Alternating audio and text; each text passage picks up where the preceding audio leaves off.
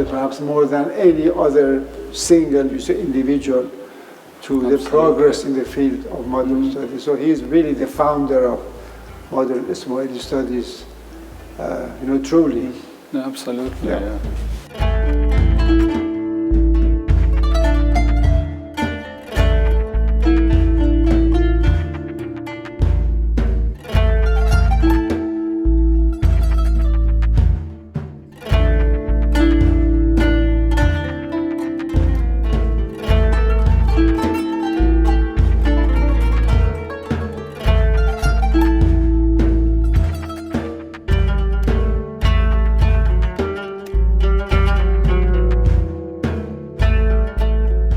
What we've created is this space that is kind of reminiscent of perhaps the kind of study that Ivanov may have had himself. It's sort of like a study room stroke library. So these shelves are very kind of informal spaces that have allowed us to hang the pictures without them being permanently on the wall. So there's this sort of slight relaxed feeling about it, almost as if he could perhaps come and take a picture off the wall and look at it and maybe put it back again.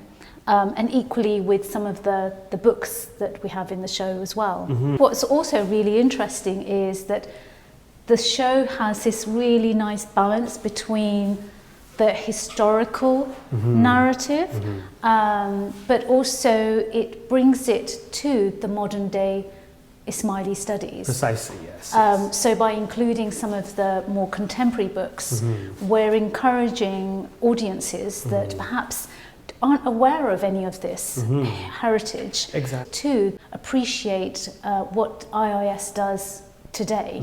Ivanov's work, was not only contained to his own time and context, but continues to leave a legacy and kind of a lasting kind of impression on the study of Ismaili history and thought, but also the study of Islam more broadly, right? So kind of tying the past to the present is one theme that kind of pulses through the exhibition. Yeah, absolutely. And this has a really nice informal quality about it. And so we want people to spend a little time here and hopefully gain some knowledge about not only Ivanov and his life and his legacy, but also the work of the IIS over the years and perhaps Islam in general as well.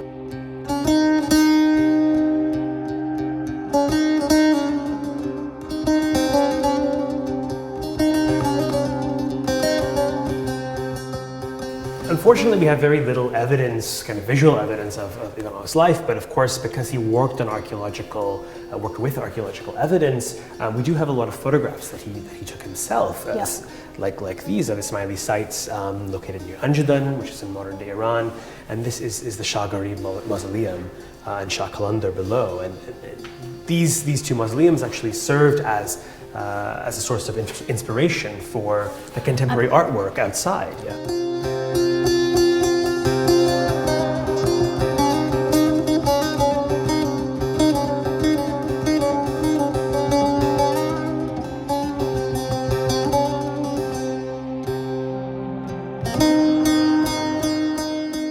The mausoleum has moments of gestures on the wall, and once the light hits it, it sort of disappears.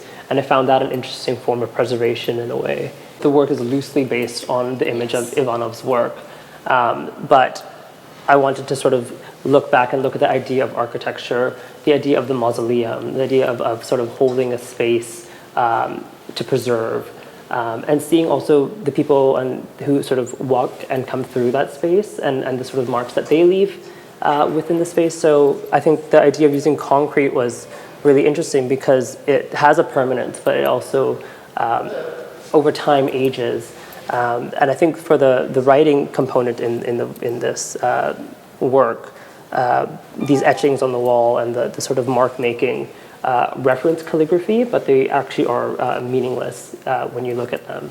They seem like they could be any language. Like you could look at it and be like, I think I can recognize Arabic or Hindi or Punjabi, and you could sort of see that there is moments where you could maybe read something, and it ends up sort of ending when the light is hitting it.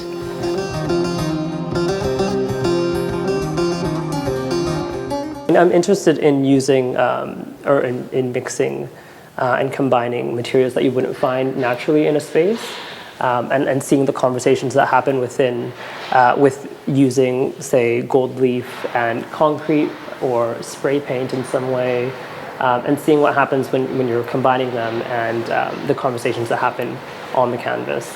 The spaces that it contains, because they're contained in such a sharp sort of an abrupt way, they sort of feel like a portal in a sense, or it feels like it's sort of like a blinding light that sort of erases everything around it.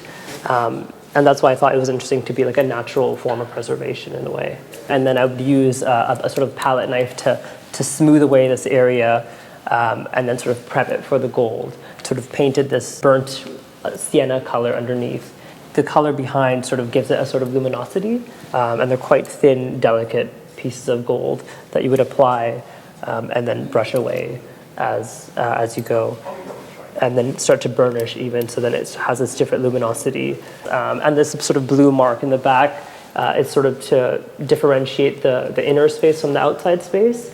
So that could be some sort of like sky, or just a break in between the two spaces where all the light is within, encased within the concrete.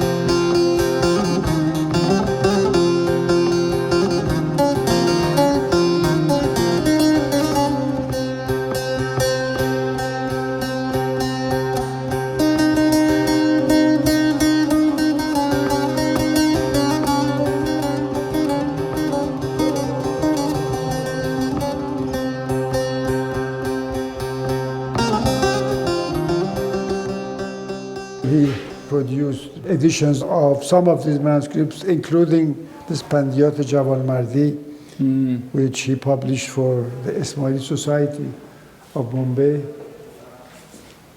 These are very unique, right? Some of them. Yes.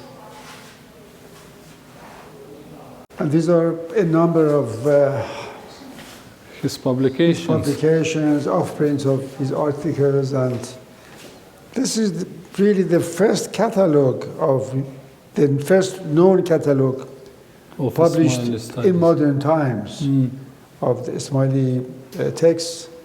I first visited Alamut in 1983. That was actually before these excavation digs were undertaken by Dr. Chubak. Fine Is lady. it somewhere on here, right? This is the rock of Alamut. The fortress is situated on the top of that. This is the top of that rock. This is the view from the north. That's from the west or the east, and that's from the top. This photograph was actually taken by Ivanov himself, and okay. it was first published in his book on Alamut and Lamasar.